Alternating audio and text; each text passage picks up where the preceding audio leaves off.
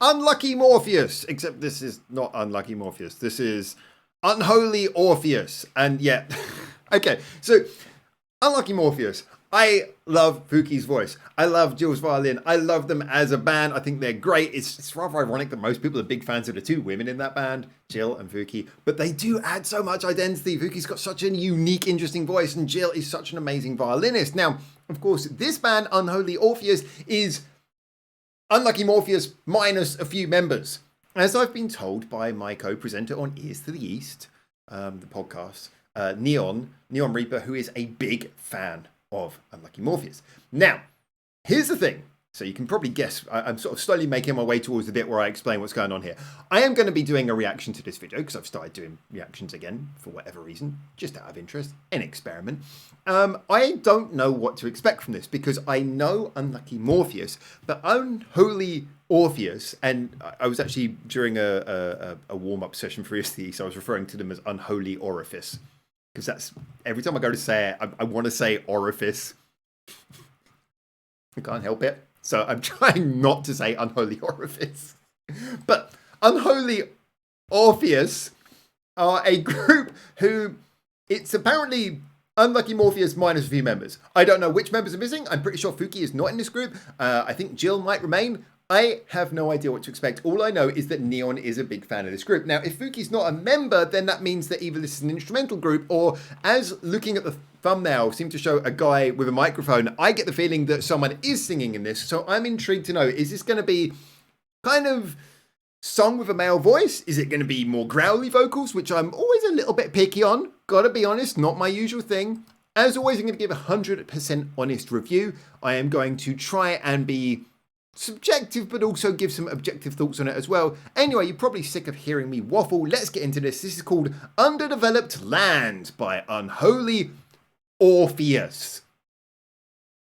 All right. Let's go. 4.5 minutes. Let's get into this. I have no idea who's going to be there. All right. Jill's there.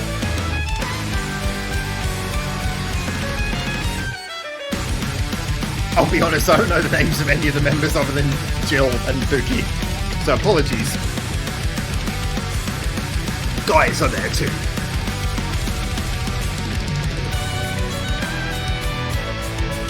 Oh, I like that. That change of beat's really cool. Violin taking lead. I need water.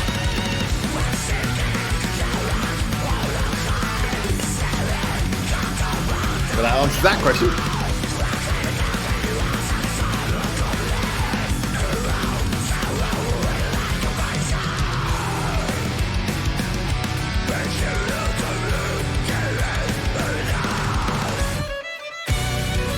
It's quite the contrast, isn't it, between the violin and the I just love the fact as well they got what he's saying in front of him.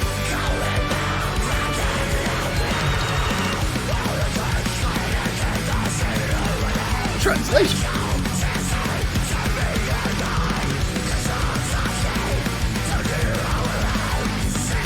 I've got to give credit though, the sort of scream, the growl vocals, they're not so high in the mix, they sort of fill into the mix. I think sometimes my least favourite thing is when they're turned up so loud. Whereas here it just feels as part of the grit and distortion of the song. Who's the guy with the paper?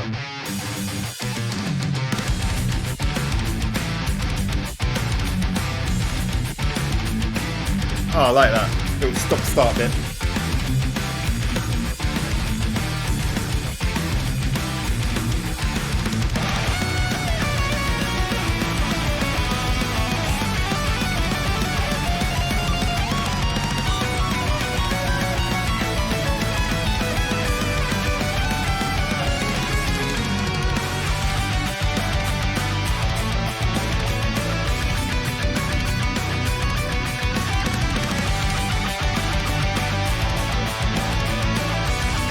It's kind of interesting because with this, Sonerico, Unlucky Morpheus, Doll's Box coming back this year.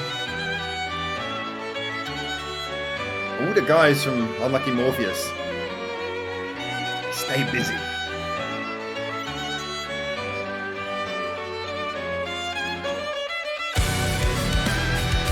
That breakdown was really nice there. Kind of gives you a chance to breathe so that heaviness feels more heavy when it comes back in.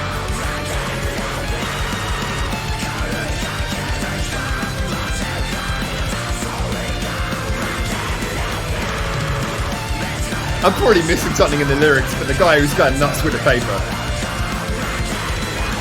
Guy, girl, I don't know. Big hat.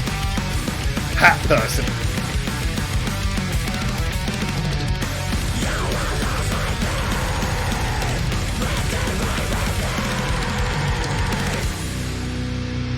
Okay. Is that it?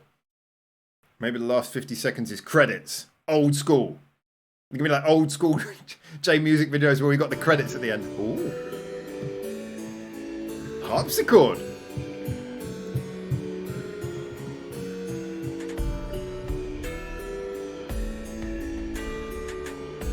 Yeah, I can't deny it. I wanted a little bit of this in the main song, would have been cool.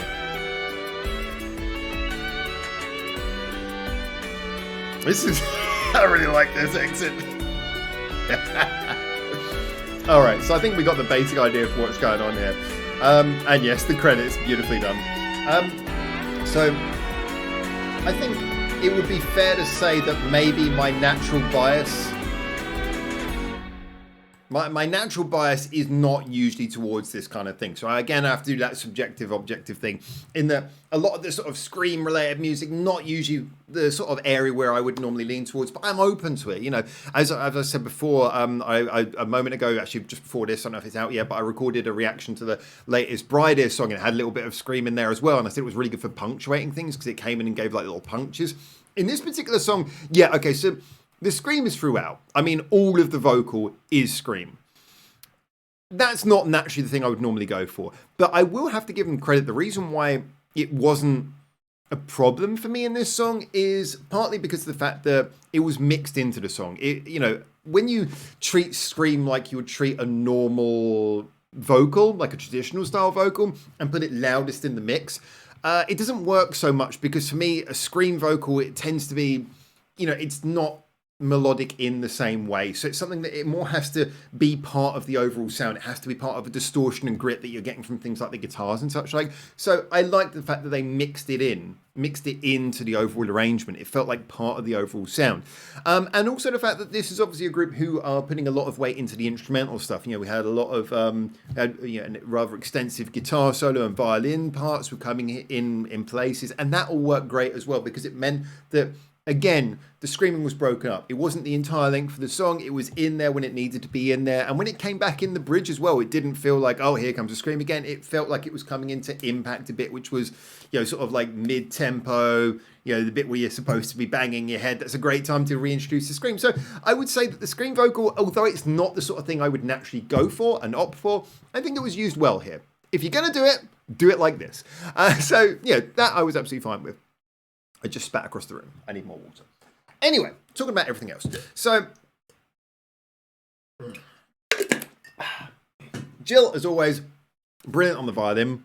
And her little bits were great as well because, again, when you get a lot of these heavier groups, having something other than the traditional guitar, bass and drums is always good because it adds a little bit of colour. It doesn't detract from the heaviness. It just allows you to have something of a little bit more identity, so it's not all distortion. And it adds a certain beauty to the emotion. You know, if you're doing a song that's got an intense emotional feel, you can add more by having things like violin that add something extra to the timbre of the music. So again, it doesn't make it any less heavy, it just makes it more interesting. So Jill, as she does in Unlucky Morpheus, added something really great to this. And ironically, with the lack of Fuki in here, who usually adds such a beautiful, almost classical-like quality in her big vibrato vocals, usually without her here, it felt like Jill more was stepping up and more carrying a lot of weight of the more classical, theatrical side of the band's sound.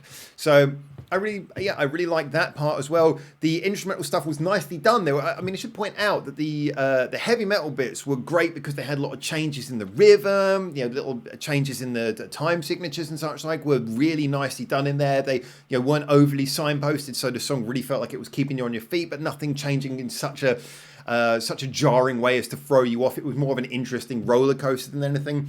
Overall, I must say there was a lot that was really cool about this. Is it the sort of song that personally would have me coming back for more? I'd be interested to hear more, but it's probably not so much my sort of thing. There wasn't the melody was conveyed by the violin, but I didn't so much. The screaming vocal wasn't so much my sort of thing. I would have probably preferred this if it had been a little bit less of that, and maybe some of the scream vocal combined with a little bit of sort of Fuki or vocalist coming in adding some other types of vocal as well as the violin in the same way that the violin countered to the guitar. I guess it just wasn't so much my particular kind of sound, but I did enjoy it for what it was. And as I said, all the various elements in there were really well handled. There's nothing that I could say against the writing. The writing was really good. It just was one of those ones where there was a lot of scream vocal that just didn't didn't do anything to engage me. But the song was still doing a lot of cool things. It was still weird, really well flowing, good sound, nice stuff. Yeah, I would say objectively, I think this is really great. Subjectively, not so much my thing, but I enjoyed it while it was on. I probably wouldn't come rushing back to it, but I'd be curious to see what else they do with this rather interesting lineup of musicians. And a lot of credit. I will probably be more inclined to go back to normal Unlucky Morpheus and Doll's Box as well, though.